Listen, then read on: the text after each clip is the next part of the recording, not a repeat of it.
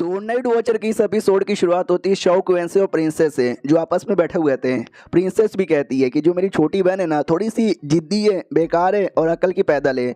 पापा के सामने रोना धोना करने लगी कि पापा बताओ ना एग्जैक्टली क्या चालू है। पापा ने नहीं बताया और घर के बाहर यहाँ पे कर दिया। घर के बाहर यहाँ पे चिल्लाने लगी कि प्लीज़ पापा बताओ ना, मैं नहीं जाऊँगी। तो रात भर वहाँ पे रुकी रही, लेकिन भाई जैसे रात में ठंड लगी ना तो बेचारी की फट गई, कमरे में चली गई। और जैसे अगले दिन की बारी आई, वापस से रोना धोना करने लगी कि प्लीज़ यार पापा बताओ ना। पापा भी कमीना आदमी नहीं बता रहा। हमारा मैं कहता भी लगा भाई रही बात मर्डर जो हो गया था प्रिंस का, उसका क्या। ये भी कहती है कि हाँ प्रिंस का मर्डर यहाँ पर हो गया। तो बेसिकली तुम्हें तो पता ही होगा कोर्ट में क्या चालू है। हमारा मैं कहता भी लगा यस कोर्ट में क्या चालू है मुझे पता चला। किसी का फ़ायदा नहीं हुआ, ना राजा का फ़ायदा हुआ ना मिनिस्टर लोग का फ़ायदा हुआ। तो प्रिंसेस मुस्कुराने लग जाती है और कहती है तेज आदमी हो, लेकिन जब कोर्ट की बात आती है तो बड़े नुबड़े आदमी हो। तो शौकियन भी लगा यार मैंने ऐसा क्या गलत बोल दिया जो डायरेक्ट मुंह पे नुबड़ा बोले जा रहा है। वो भी कहती सुनो यार तुम्हारा ध्यान लगता गेम पे भी नहीं है, तुम गेम भी हार गए। बाय द वे कोर्ट में क्या हुआ मैं बता देती हूँ। कोर्ट में जो चूज हुआ का केस है ना, उसके बारे में बातचीत यहाँ पे था। तो जैसे मिनिस्टर लोगों ने बोला तो मेरे पापा ने डायरेक्ट रोना धोना स्टार्ट कर दिया कि भाई वो मेरा भाई है, मैं अपने भाई के साथ ऐसा कैसे कर सकता हूँ। पब्लिक का सिंपल डिमांड है कि उसकी जो मुंडी है ना, उसकी मुंडी पब्लिक को दिखा दिया जाए। काट कर जो सिटी का गेट है ना वहाँ पे 3 दिन के लिए मिनिमम लटका दिया जाए और बोल दिया जाए कि भाई कमीना आदमी है जिसने लाखों लोग को यहाँ पे मारा था। लेकिन मेरे पापा ने ऐसा करने से मना कर दिया है। रोने धोने लगे, जिसके चक्कर में थोड़ा बहुत ना अटेंशन उनकी ओर भी आ गया। समझ रहे हो ना, ये एक तरीका यहाँ पर होता है थोड़ा अपना प्रेशर यहाँ पे कम करने का। हमारा मैं कहता भी लाइक यस इस तरीके के बारे में मैं भी सुना है। फॉर एग्जाम्पल के लिए 2 लोग आपस में लड़ रहे हैं, उसमें से एक आदमी अचानक से पागलों जैसी हरकतें करेगा, ईंट लेकर अपने माथे पे फोड़ने लग जाए, तो सामने वाले को भी लगेगा कि शिट यार शायद ये आदमी थोड़ा सा पागल है।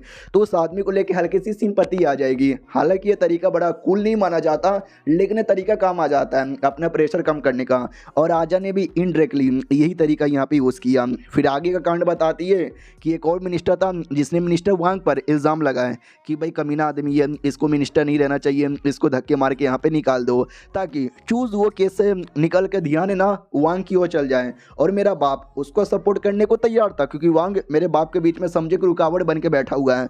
तो ऐसा लग ही रहा था कि वांग की तो धजिया उड़ गई।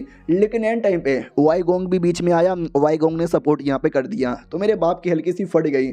उसने देख लिया कि अगर वाई गोंग और वांग आपस में मिल गए तो भाई मुसीबत बड़ी हो जाएगी। तो उसने भी मामले को हो सके तो दूरी रखा ताकि वो दोनों आपस में मिले ना और बैक टू केस में आ गए। लेकिन एट एंड मेरे बाप ने बोल दिया कि भाई अब बाकी का केस किसी और दिन होगा, आज के लिए बस इतना ही। तो शौक भी लग यानी वही हुआ जो पृथ्वी पे होता था, तारीख पे तारीख पे तारीख पे तारीख यहाँ पे मिलती रहती है और कुछ नहीं हुआ। वो भी कहते बीच में हुआ था जैसे कि भाई मेरे पापा के चाचा यानी मेरे चचेरे दादा यहाँ पर आ गए थे। उन्होंने भी 2-4 बातें यहाँ पे बोली कि नहीं भाई कोर्ट की इज्जत का सवाल है, पब्लिकली ये बात नहीं आनी चाहिए। भाई उसने गलत काम किया तो मर गया ना। तो बहुत सारे मिनिस्टर लोगों ने सही बोला क्योंकि भाई कोर्ट की इज्जत यानी अपनी इज्जत, और कोर्ट की इज्जत चली जाएगी उनकी भी इज्जत चल जाएगी। जो लोग पहले सपोर्ट कर रहे थे अब वो लोग भी है ना मेरे बाप के साइड यहाँ पे चले गए। और उसमें से एक और आदमी था काई नाम का, जिसने एंड में बोला था कि हम ये बोल देंगे कि गांव पर डेमन लोगों ने और ये बर्मिलियन लोगों ने अटैक किया था। हमारे प्रिंस उसको बचाते बचाते यहाँ पे मर गए, ऐसा उन्होंने आइडिया दिया था, जिसके चक्कर में और बहुत सारे मिनिस्टर्स है ना उसके सपोर्ट में यहाँ पे चले गए थे। तो यही बात यहाँ पर है। तुम ही मुझे बताओ यार अगर ऐसी बात है तो तुम रहते तुम्हारा क्या यहाँ पे रिएक्शन होता या तुम्हारा क्या यहाँ पे फैसला होता।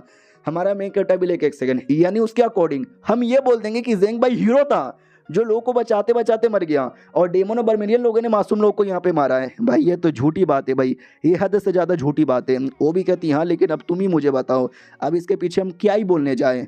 तो शौकियन भी लाइक हाँ यार जैन भाई तो मारा जा चुका है, जिंदा होता तो भाई उसको सज़ा देना है, कड़ी सज़ा देना है तो केस बहुत ज़्यादा हार्ड होता, हम ऑफिशियल लोग है ना अपने लिए लड़ पाते। लेकिन प्रिंस जैन भाई मारा जा चुका है, इसका ही फ़ायदा उठाकर उसके सपोर्टर यही बोलेंगे मर गया क्या सज़ा देना है, हम ऐसा ऐसा हीरो बना देते हैं, कोर्ट की इज्जत नहीं जाना चाहिए। अब इसमें मैं क्या फैसला लूँ मुझे भी वाकई में समझ यहाँ पे नहीं आ रहा, बिल्कुल बोले तो बिल्कुल भी समझ नहीं आ रहा। प्रिंसेस भी कहती है जहाँ तक कि मुझे आइडिया है बाप का किसी तरीके से यही प्लान होगा कि जितना हो सके उतना ज़्यादा मामले को डिले किया जाए और एट एंड सब लोग इसके बारे में भूल जाएंगे ना तो देख यहाँ पे लिया जाए। बस यही है, मुझे तो लगता है बाप का यही प्लान है। तुम्हारा इसमें क्या विचार है।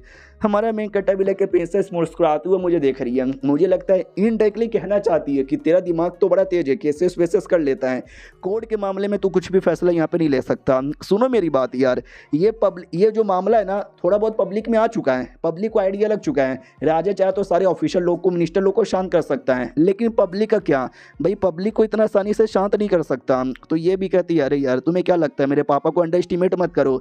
मॉडर्न टाइम पर 2-4 दिन गलत होता है, सब सोशल मीडिया पे आ जाते हैं कि भाई जस्टिस चाहिए जस्टिस चाहिए, एक हफ्ते बाद क्या होता है भूल जाता है। सोचो ये तो ऐसी टाइम में इसमें क्या होगा। शौकन भी लाइक हाँ यार सही बोला है, राजा के देश में राजा के खिलाफ जाके लड़ना, उसको गलत साबित करना मुसीबत का काम है। मैं क्यों इतना सोच रहा हूँ यार, मेरा जो काम था केस सॉल्व करना मैंने तो कर लिया, बाकी कोर्ट वाले अपना यहाँ पे देखे जाए। हमारे वाई गोंग की ओर आते हैं, खबर आती है कि राजा ने आपको बुलाया है, तो ये भी कहता तैयार करो गड्डी जाके मिलता हूँ। राजा के पास आता है, मिलता है, दोनों गेम खेल रहे थे। तो राजा भी पूछता सुनो ना यार, जो हमारा जेन भाई है मारा जा चुका है, उसके मरने के बाद नॉर्दर्न एरिया खाली हो चुका है, विच सीड का भरोसा नहीं है, डेमन लोग का भरोसा नहीं है, बर्मियन लोग का तो और भरोसा नहीं है। वो लोग अटैक करके मामले को और भी ज़्यादा गड़बड़ कर सकते हैं और हमारे देश पे अटैक कर सकते हैं। तो बेसिकली समझ यहाँ पे रहे हो क्या बाय द वे, क्या हो गया तुमको, ध्यान नहीं है क्या, गेम में भी हार गए। तो ये भी कहता है वेल हाँ ध्यान है मेरा, ऐसा समझो हमारे देश का एक इंपॉर्टेंट बंदा यहाँ पे मारा जा चुका है, और प्लस आपके बेटे की भी मौत हो गई। ये भी कहता हाँ मेरा प्रिंस वो भी बेचारा यहाँ पे मारा गया। यार भाई पूरा मामला हिला हुआ है, महारानी भी खाना पीना नहीं खा रही डर के मारे। तो कुछ भी करके ये जो मर्डर करने वाला आदमी है पकड़ लो यार उसको। वो आई गोंग भी कहता है यार पूरी कोशिश करेंगे, अपना ध्यान यहाँ पे रखना, यहाँ से जाना चाहेंगे, बस इतना ही बात होता है। अब आते भाई वही अगले दिन जब कोर्ट में राजा वापस आके बैठता है, कोर्ट के बाकी मिनिस्टर्स यहाँ पर आते हैं। जो कल हुआ था कि भाई चूजुओ ने गलत किया, हमें न्याय चाहिए, फिर सपोर्टर आते हैं कि नहीं भाई मर गया तो मर गया, नाम बदनाम नहीं होना चाहिए, और ऐसे ही वापस से पूरा दिन केस चलता है। और सेम फैसला आता है कि भाई आज के लिए बस इतना ही, मिलते हैं किसी और दिन, जब तक के लिए बाय बाय। अब बाकी लोग तो भी लाइक ठीक है चलेगा, लेकिन ये जो मिनिस्टर जेंग है वही जिसने ये सब कुछ यहाँ पे देखा है, उसके लिए भी लाइक नहीं चलेगा भाई, नहीं चलेगा, तारीख पे तारीख बिल्कुल भी नहीं चलने वाला। और सबसे ज़्यादा गुस्सा तो वाई गोंग वांग को लेकर, ये दोनों हमारे सपोर्टर ही थे, लेकिन कल बोले भी थे। आज इन लोगों ने कुछ भी यहाँ पे नहीं बोला, कुछ बोले तो कुछ भी नहीं बोला।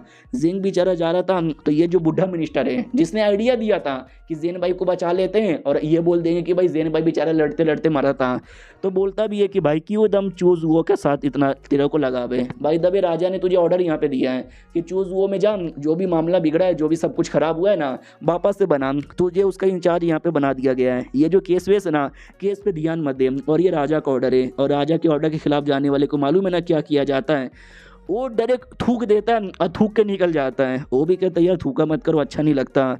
हमारे शौकयन की ओर आते हैं, जहाँ पे शौकयन को ना मिलने का मन यहाँ पे था वाई गोंग के साथ।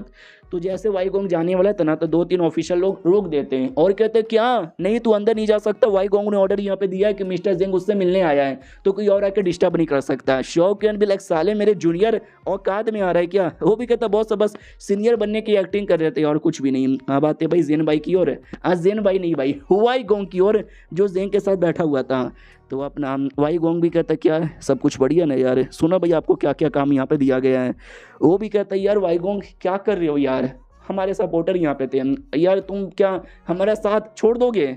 और ये चैप्टर यहीं पे ख़त्म हो जाता है। देखते भाई न्याय मिलता है या फिर नहीं मिलता। हम मिलते हैं किसी और वीडियो में, जब तक के लिए बाय बाय।